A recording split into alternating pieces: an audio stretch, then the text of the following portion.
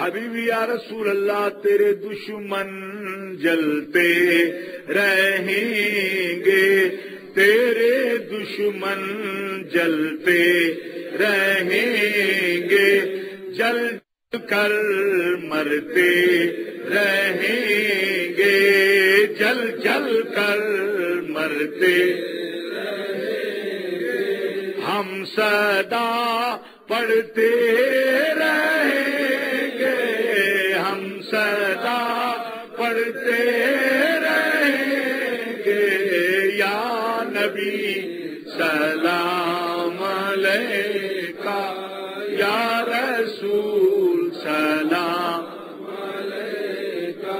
اس کی جو پوزیشن تھی وہ تو اس سے اوپر چڑھ گیا، اس کو ساغر رکھنے کے لیے کہ وہ ہم ساغرون، یہ تقاضا ہے قرآن مجید کا۔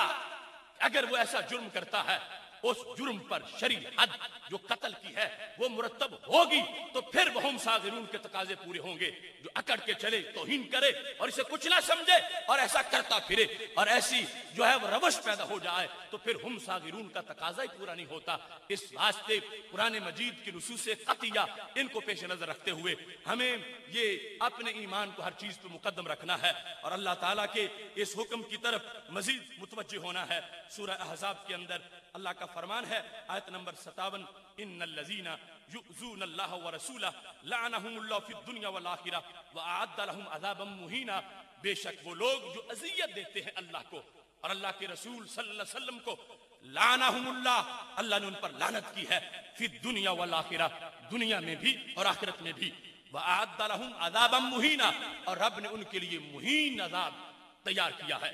اگرچہ جہنم میں مومن بھی جا سکتا ہے اپنے کسی عمل کی وجہ سے جو اس نے کوئی غلطی کی، لیکن اس کے لیے جو عذاب ہے وہ عذاب مہین نہیں ہوتا۔ یہ گستاخ رسول اس درجے کا کافر ہے جو ابدی دائمی خلود فی النار کا کافر ہے، جس کے لیے رب ذوالجلال نے عذاب مہین کا اعلان کیا ہے۔ جب اس کے لیے اللہ کی کتاب یہ فیصلہ کر رہی ہے، ہم کہاں سے ڈھونڈ کے لائیں اس کے لیے نرمی، اور کہاں سے ڈھونڈ کے لائیں اس کے لیے چھٹی اور اس کے لیے کوئی ایسی معافی۔ خالق کائنات جل جلالہ پاک ہے اس سے کہ اس کو کوئی اذیت دے، لیکن نبی علیہ السلام سے تعلق کیسا ہے؟ رب ذوالجلال واضح کر رہا ہے، جو ان کو اذیت دے وہ میری اذیت ہے، معاذ اللہ، وہ بہت بڑا مجرم ہے جو ان کی طرف کسی نازیبا بات کو منسوب کرتا ہے۔ اس بنیاد پر رب ذوالجلال نے حکم دیا، ان کے لیے عذاب مہین ہے۔ تو ہمیں آج ان نصوص قطعیہ کو سامنے رکھتے ہوئے یہ بات ہر طرف پھیلانی چاہیے کہ 295 اس ملک کی خوش قسمتی ہے کہ وہ ہمارے آئین کا حصہ بنا، مگر یاد رکھو یہ کوئی قومی اسمبلی کے ممبروں کا گھڑا ہوا قانون نہیں، یہ عرش الہی سے اترا ہوا قانون ہے۔ اب یہاں پر اس چیز کو بھی ذہن میں رکھنا، عزا کا ذکر کیا گیا، یؤذون، عزا کیا ہوتی ہے؟ مواہب لدنیا جلد نمبر 2 صفحہ نمبر 283 پر اس کا ذکر کیا گیا، وَالشَّرُّ الْخَفِيفُ فَإِنْ زَادَ كَانَ ضَرَرًا۔ اذیت کہتے ہیں خفیف ہلکے سے شر کو، جو بڑے تو پھر ضرر بن جاتا، معمولی سا شر اس کو عزا کہا گیا۔ اور اس اذیت کے لحاظ سے یہ آگے ہم اعتراضات کے جوابات کا جو سلسلہ اگر وقت ملا تو اس میں وضاحت کریں گے کہ کس کس اعتبار سے عزا اور سب میں فرق ہے اور کس انداز میں رب ذوالجلال نے قرآن مجید برہان رشید میں اس کے تمام جو احتمالی تقاضے ان کو بیان فرمایا ہے۔ اب صرف اس چیز کو کہ آج یہ طبقہ جو بیٹھ کے اپنے علم اور فلسفے جھاڑتے ہیں اور اپنی رائے کو اپنا امام بنایا ہوا ہے، اپنی رائے کو لگتا ہے افرائیت من اتخذ الہہ ہواہ، کیا تم نے دیکھا اس شخص کو جس نے اپنی خواہش کو اپنا رب بنا لیا؟ قرآن کہتا ہے کچھ لوگ یوں اپنی سوچ کا کلمہ پڑے ہوئے ہیں، کہتے ہیں میری سوچ یہ کہتی ہے، میں یہ کہتا ہوں۔ کہاں میں اور کہاں میری سوچ؟ ما كان لمؤمن ولا مؤمنة اذا قضى الله ورسوله امرا ان يكون لهم الخيرة من امرهم، کسی مومن مرد یا عورت کے لیے جائز نہیں ہے جب رب کا حکم آ جائے تو آگے تھوڑا سا بھی کوئی ہچکچاہٹ محسوس کریں، جو ایسا کرے گا وہ مومن نہیں ہوگا۔ مومن یہ ہے رب کا حکم سنتے ہی، نبی علیہ السلام کا حکم سنتے ہی سر تسلیم خم کر جاتا ہے۔ یہاں تو تفصیل ہوتی تو میں بیان کرتا، الحمد سے لے کر والناس تک پورا قرآن قانون ناموس رسالت کے بیان میں ہے. اور یہ آیات میں نے چند پڑھی، اور پھر اس سے استدلال تو واضح ہے. یہاں سے اگلے مسائل دیکھیں. ایک تمہارے سامنے مثال میں پیش کر دیتا ہوں. امام راضی نے حضرت امام شافعی رحمہ اللہ تعالی کا ایک چیلنج تفسیر کبیر میں اس کا ذکر کیا، اور اس کو ذکر کرنے کے بعد اس کی تفصیلات کو لکھا. امام راضی امام شافعی رحمہ اللہ تعالی کا ذکر کرتے ہیں، پتہ چلے گا کہ مسئلہ قرآن سے ثابت کیسے ہوتا.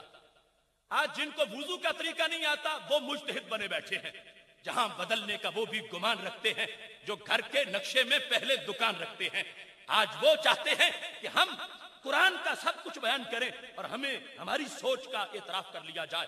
تو میں یہ بتانا چاہتا ہوں 20 طریقے جو قرآن سے حکم کو ثابت کرنے کے ہیں، ان میں سے کوئی مجھے گن کے بتائے کس طرح حکم قرآن سے ثابت ہوتا ہے. امام شافعی رحمہ اللہ تعالی بیٹھے تھے مسجد حرام میں اور فرمانے لگے لا تسألونی عن شیء الا اجبتکم فیہ من کتاب اللہ. مجھ سے جو پوچھو میں قرآن سے جواب دوں گا. جب آپ نے یہ دعویٰ کیا تو ایک شخص نے پوچھ لیا ما تقول فی المحرم اذا قاتل الزنبور. امام شافعی یہ تو بتاؤ کہ جب کوئی حالت احرام میں زنبور بھیڑ جس کو ڈیمور ہم کہتے ہیں، اس کو حالت احرام میں اگر کوئی مارتا ہے تو بتاؤ قرآن میں اس کا حکم کیا ہے.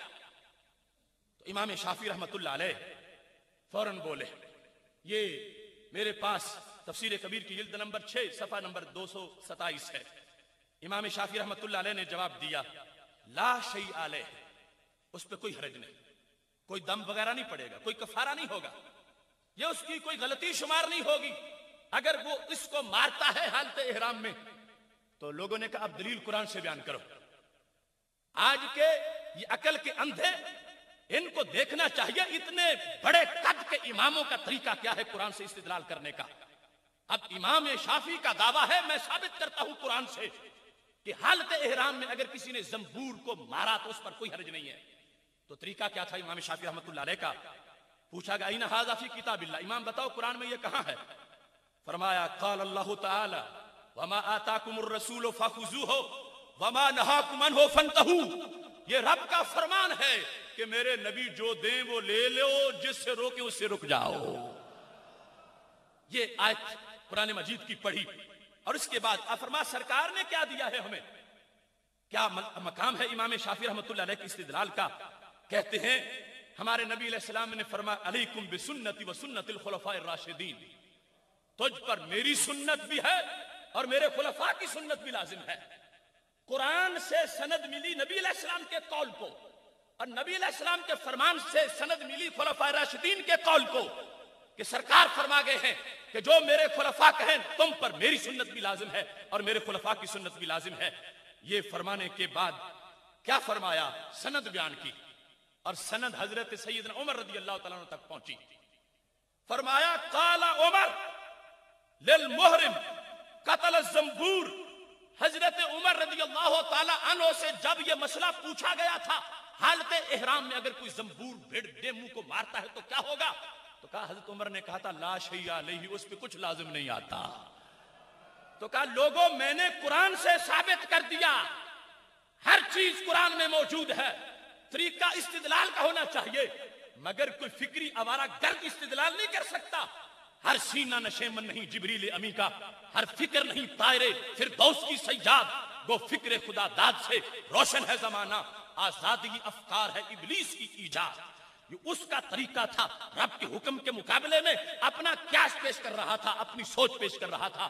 اب یہاں طریقہ بتایا حضرت امام شافعی رحمۃ اللہ علیہ نے، اور یہ امام شافعی رحمۃ اللہ علیہ نے جو طریقہ بتایا یہ ان کا اپنی طرف سے نہیں تھا، یہ طریقہ انہوں نے حضرت عبداللہ بن مسعود رضی اللہ تعالیٰ عنہ سے سیکھا، کہ جس کا ذکر جو ہے وہ صحیح بخاری شریف میں موجود ہے. بخاری شریف کے اندر سید عالم نور مجسم شفیع معظم صلی اللہ علیہ وسلم کا فرمان حدیث نمبر 5939 ہے کہ حضرت عبداللہ بن مسعود کہہ رہے تھے واشمہ اور مستوشمہ کا ذکر کرتے ہوئے جو عورت تندولے لگاتی ہے لگواتی ہے تو اس پہ اللہ کی لعنت ہو. تو ایک صحابیہ جن کا نام ام یعقوب تھا کہنے لگی ابن مسعود اتنی سخت تقریریں کرتے ہو کیوں لعنت کر رہے ہو اس خاتون پر جس نے یہ کام کیا؟ اتنا بڑا لفظ بولتے اس پر رب کی لعنت ہو؟ تو حضرت عبداللہ بن مسعود نے جواب میں کیا کہا؟ ام یعقوب کو کہنے لگی مالی لا العنو مل لعنا رسول اللہ صلی اللہ علیہ وسلم علیہ وفی کتاب اللہ ہے، میں اس پہ لعنت کیوں نہ کروں جس پہ نبی علیہ السلام نے لعنت کی ہے اور جس پر رب نے قرآن میں لعنت کی ہے۔ وفی کتاب اللہ، قرآن مجید کے اندر جس پر رب نے لعنت کی ہے میں اس شخص پہ لعنت کیوں نہ کروں؟ جس وقت حضرت امام شافعی حضرت عبداللہ بن مسعود رضی اللہ تعالیٰ عنہ نے اس چیز کو بیان کیا، ام یعقوب اس وقت کی خاتون تھی جن کا مطالعہ پورا قرآن کا تھا، تو کہنے لگی ام یعقوب میں نے سارا قرآن پڑھا ہوا ہے، لقد قرأت ما بین اللوحین فما وجدتہ، میں نے سارا قرآن پڑھا ہے، کہیں ذکر ہی نہیں تو تندولے لگانے والی کا اور لگوانے والی کا، تم کہہ رہے ہو کہ قرآن میں لعنت ہے؟ تو حضرت عبداللہ بن مسعود نے کہا لقد قرأتی ہے وجدتی ہے لئن قرأتی ہے لوجدتی ہے، ام یعقوب پھر تم نے پڑھی نہیں قرآن، اگر تم پڑھتی تو تمہیں ملتا۔ کہاں لکھا ہے؟ ابن مسعود نے کہا یہاں لکھا ہے وما آتاکم الرسول فخذوہ وما نہاکم عنہ فانتہوا، کہ سرکار دو عالم وسلم جو دیں وہ لو اور جس سے روکیں اس سے رک جاؤ۔ تو یہاں پر فرمایا خود نبی علیہ السلام نے ہمیں بتایا ہے کہ رب نے لعنت کی ہے، جب سرکار نے بتا دیا اب ہمیں اور نہیں ڈھونڈنا پڑے گا، سرکار کے کہنے پر ہم مانیں گے کہ یہ مسئلہ قرآن میں موجود ہے۔ یہ صحابہ کا طرز استدلال بخاری شریف کے اندر یہ حدیث شریف جو 5939 ہے اس میں ذکر ہے، تو یہ میں نے ایک ٹچ دیا اس انداز کو کہ استدلال کرنا کیسے ہوتا ہے، آگے اس کو بتانا کیسے ہوتا ہے۔ ہم یہ سمجھتے ہیں کہ ناموس رسالت پر پہرا رب ذوالجلال کی ذات گرامی خود دے رہی ہے، لیکن اس کا اسلوب پہلی امتوں سے بدل چکا ہے۔ رب ذوالجلال وعدہ اس نے کیا انا کفیناک المستہزئین، جو استہزاء کرے گا ہم اس سے بدلہ لیں گے۔ اس سلسلہ میں بھی یہ میرے پاس تفسیر ابن جریر اس کی جلد نمبر 4 کے اندر یہ موجود ہے کہ ایک موقع پر اذان ہو رہی تھی، ایک عیسائی نے اذان سنی، جب ذکر آیا اشہد ان محمد رسول اللہ کا، اسے پہلے تکلیف نہیں ہوئی، اس جملے پر جب مؤذن پہنچا تو معاذ اللہ کہتا ہے حرک الکاذب، جھوٹا جلا دیا جائے۔ جہاں تم کو یہ کہتے ہو قرۃ عینی بک یا رسول اللہ صلی اللہ علیہ وسلم، میری آنکھ ٹھنڈی ہوگی محبوب تمہارا نام سن کے، جب لوگ پڑھتے ہو قرۃ عینی بک یا رسول اللہ صلی اللہ علیہ وسلم، اب وہ بدبخت عیسائی یہ شروع سے سمجھتے ہیں کہ اصل اپوزیشن سرکار کی ذات ہے ہماری معاذ اللہ، تو کہتے جب اشہد ان محمد رسول اللہ کا ذکر ہوا تو کہتا حرک الکاذب، جھوٹے کو جلا دیا جائے۔ غصے سے بھرا ہوا تھا بدبخت، ایسا بولا تو نتیجہ کیا نکلا؟ وہ رات کا وقت تھا، داخلت خادمۃ ذات لیلۃ من اللیالی بنار وہو نائم، سویا ہوا تھا، اس کی لونڈی آگ لے کے گزری، فسقطت شرارہ، ایک انگارہ گر گیا، فاحرقت البیت، فاحرقت البیت، اس شرارے نے احرقت، سارا گھر جلا دیا، فاحترق ہوا واہلو، خود ہی نہیں گھر والے بھی سارے جل گئے۔ تو ایسا خود ہوتا ہے، اللہ ایسا کر دیتا ہے، مگر یہ اس امت کا قانون پہلی امتوں سے مختلف ہے۔ وہاں جب بھی توہین رسالت ہوئی لوگ بندر بن گئے، خنزیر بن گئے، بستیاں الٹ گئیں، دھنس گئے، آگ آ گئی، ایسا ہوتا رہا۔ لیکن ادھر مدینہ مکہ شریف میں ہمارے محبوب علیہ السلام نماز پڑھ رہے ہیں، قریش مکہ نے بڑی نازیبہ حرکت کی، گستاخی کی، اور بیٹھے تھے کعبۃ اللہ کے پاس، ہنستے جا رہے تھے، نہ عذاب اترا، نہ بندر بنے، نہ خنزیر بنے، نہ دھنسی وہاں کی جگہ۔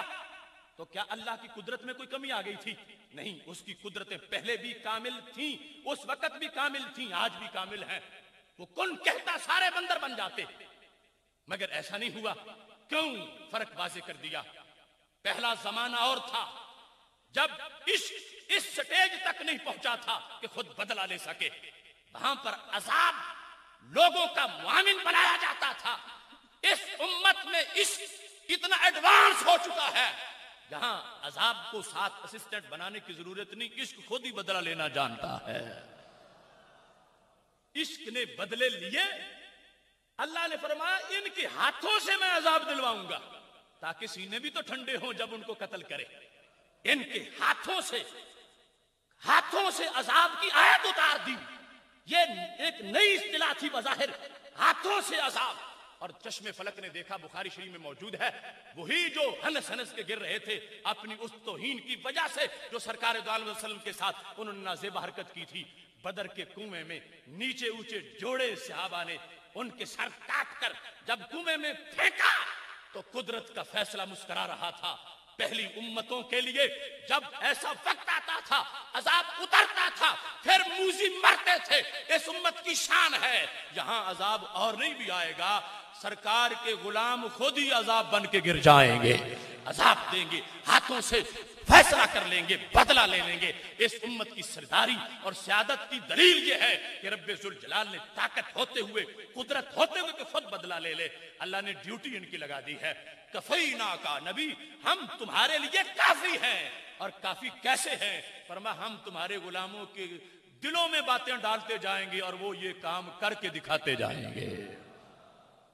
محتشم سامعین حضرات، یہاں پر اس چیز کو ذہن میں رکھنا چاہیے کہ جس وقت سید عالم نور مجسم شفیع معظم صلی اللہ علیہ وسلم کے فرامین کی طرف ہم متوجہ ہوتے ہیں تو ایک بہت بڑا ذخیرہ حدیث شریف کا ہمیں اس سلسلہ میں ملتا ہے جو ان تمام امور کی وضاحت کرتا ہے۔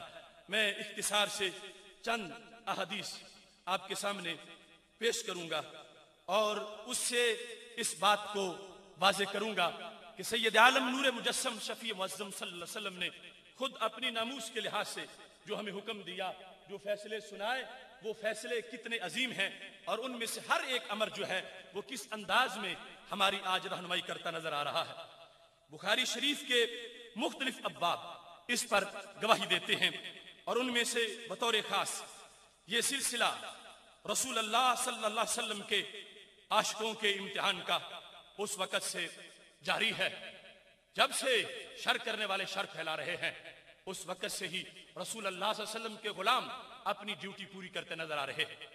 بخاری شریف ہے، حدیث نمبر 4037، یہ پہلی حدیث بیان کر رہا ہوں۔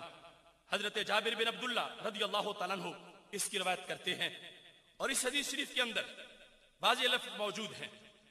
قال رسول اللہ صلی اللہ علیہ وسلم من لکعب بن الاشرف، من کون ہے؟ کعب بن اشرف کے لیے کون ہے؟ یہ لفظ بولے میرے نبی علیہ الصلوۃ والسلام نے، چونکہ بعد میں اس میں تعویل ہو سکتی تھی۔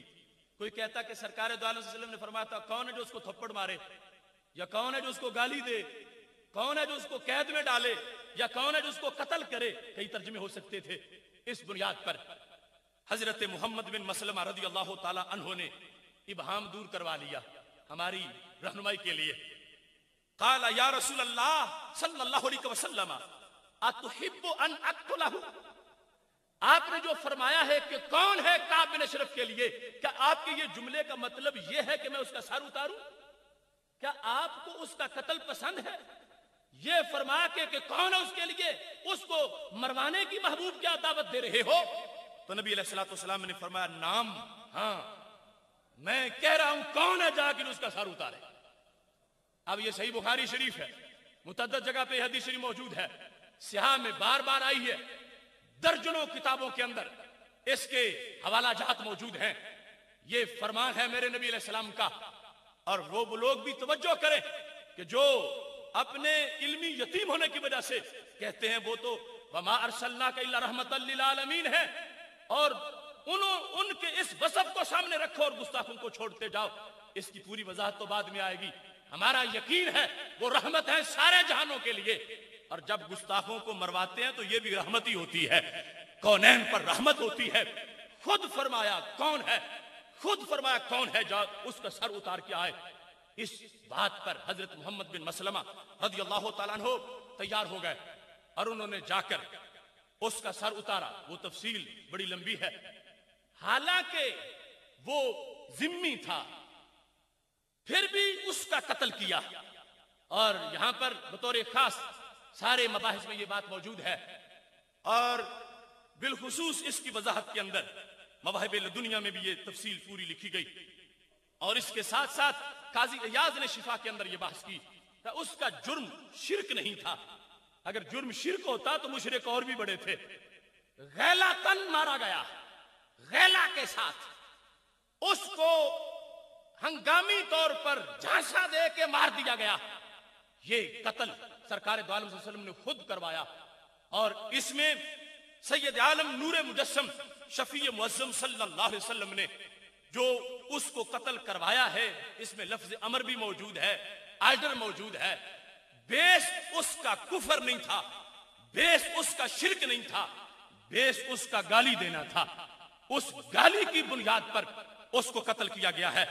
اور یہ بات یاد رکھیں, ہمیشہ اس معاملے پر امت جو ہے وہ بڑی حساس رہی ہے اور ان چیزوں کو یہ ہمیشہ ہائی لائٹ کیا گیا ہے. بیس اس چیز کو رکھا گیا ہر جگہ, جس میں یہ بات بھی جو بخاری شریف میں بھی ہے, مسلم کی حدیث نمبر 1752 میں ہے. جب بدر کا میدان تھا تو دو ننھے شیر ایک موذی کا ایڈریس پوچھ رہے تھے. عبد الرحمن بن عوف کہتے ہیں دائیں بائیں میں نے دیکھا تو چھوٹے چھوٹے بچے ہیں, تو میں نے کہا میری سائیڈیں محفوظ نہیں, کوئی بڑے کڑیل جوان ہوتے تو پھر سائیڈیں محفوظ ہوتی. وہ حضرت معاذ اور معوذ, یا ایک روایت میں دونوں ہی معاذ تھے اور پھر آگے بلدیت کے لحاظ سے فرق تھا. وہ معاذ بن عمر بن جموع, معاذ بن افرا, وہ معاذ و معوذ ایڈریس پوچھ رہے ہیں. عبد الرحمن بن عوف نے کہا کیوں پوچھتے ہو؟ انہوں نے کہا ہم اس کو قتل کرنا چاہتے ہیں. سبب کیا ہے؟ اس کا مشرک ہونا, اس کا مسلمانوں پہ تشدد کرنا, اس کا مسلمانوں کو شہید کرنا, اس کا رسول اللہ صلی اللہ علیہ وسلم کو ہجرت پر مجبور کر دینا. تم کیوں اس کو قتل کرنا چاہتے ہو؟ تو دونوں کا جواب کیا تھا؟ کہتے ہیں اخبرت انہو یسب رسول اللہ صلی اللہ علیہ وسلم. حضرت معاذ کہنے لگے میں باقی نہیں جانتا, میں تو اس لیے سر اتاروں گا کہ وہ میرے نبی کو گالی دینے والا ہے. قسم کھائی ہے مر جائیں گے یا ماریں گے ناری کو. سنا ہے وہ گالیاں دیتا ہے محبوب باری کو. تو وہاں پر بھی اصل بیس عاشق جس کو سامنے لے کے چل رہا ہے, اگرچہ اور وجہ بھی تھی اس کو قتل کرنے کی, اور جنگ جو شروع ہو چکی تھی پھر بطور خاص جنگ بھی وجہ تھی, لیکن بیان کرنے والوں نے جس کو بیان کیا ہائی لائٹ اس چیز کو کر رہے تھے کہ قیامت تک کے یہ گستاخوں کو پتا چلے کہ اس امت کے چھوٹے چھوٹے بیٹے بھی بڑے بڑے سورماؤں کو دیکھ کر مچلتے ہیں تو پھر شکروں کی طرح اس طرح لپکتے ہیں جب تک اگلے گستاخ کی جان نہیں نکلتی, اس وقت تک وہ واپس نہیں لوٹتے. یہاں پر حدیث شریف کے اندر جو رسول اللہ صلی اللہ علیہ وسلم نے اس کو قتل کروایا تھا اس کی تفصیلات موجود ہیں. پھر اس کے ساتھ ہی بخاری شریف میں 4039 نمبر حدیث ہے. حضرت براء بن عازب رضی اللہ تعالیٰ عنہ کہتے ہیں بعث رسول اللہ صلی اللہ علیہ وسلم الی ابی رافع الیہودی رجالا من الانصار. نبی علیہ الصلوۃ والسلام نے ابو رافع یہودی کو خود مروایا, اور یہ بھی بخاری شریف میں ہے.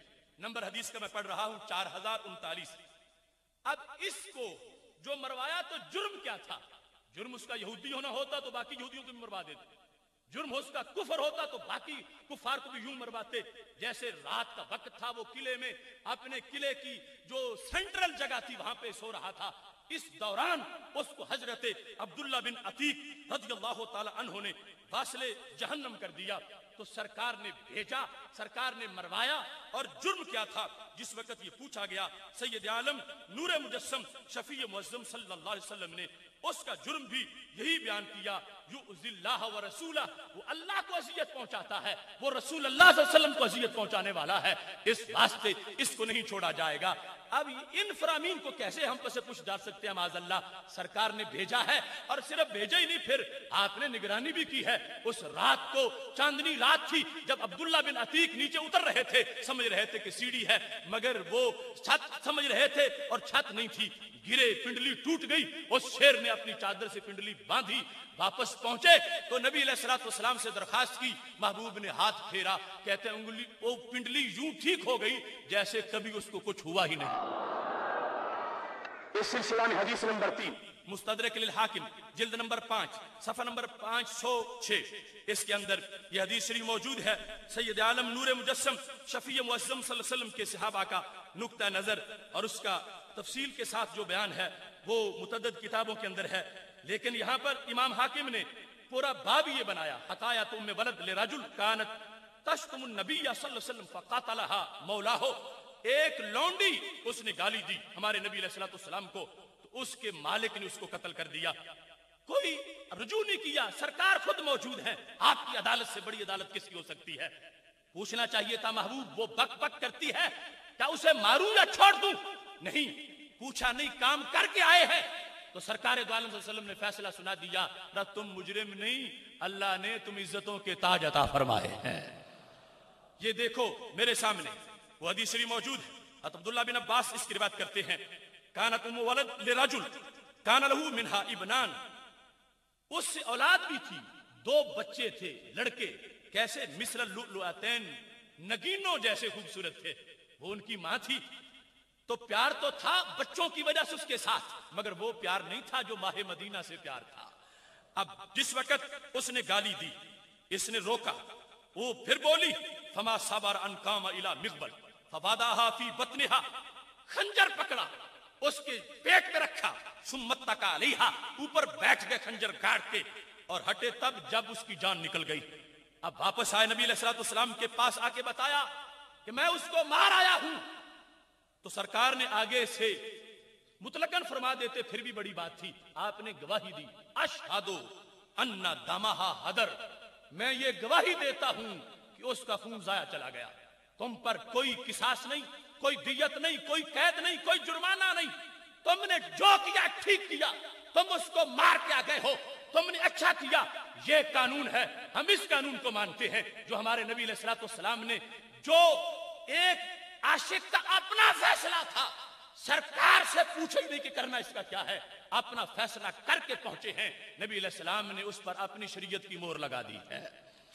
اس سلسلہ میں یہ حدیث شریف ابو داؤد میں بھی موجود ہے، نسائی میں بھی موجود ہے، طبرانی میں بھی موجود ہے، اور سند پہلی تو ویسے بخاری کی تھی، یہ حسن الاسناد ہے، سند میں کسی طرح کی کوئی کمزوری نہیں ہے، اور یہ وہ قانون ہے جو ہر عاشق پڑھتا ہے، اور ممتاز حسین قادری بھی اسی قانون کا شارع نظر آ رہا ہے۔